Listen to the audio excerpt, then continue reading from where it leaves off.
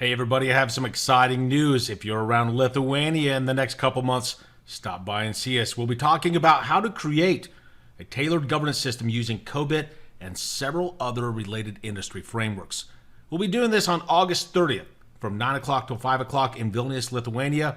Keep an eye out. We got more information coming out on this. But what are the things we're going to talk about in this course? First, let's recognize the key elements of the COBIT framework.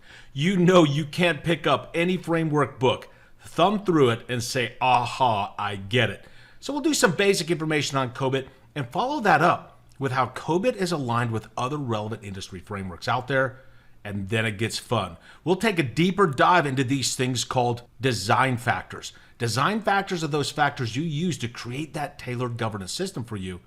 And then finally, we'll look at how we take those governance and management objectives and provide priorities on those so you can now look at a truly tailored governance system for your enterprise. Folks, I look forward to meeting you on August 30th. For more information, go out to the ISACA Engage site to the Lithuania chapter, or you can keep track of my social media where I'll be posting about this as well. Look forward to seeing you there.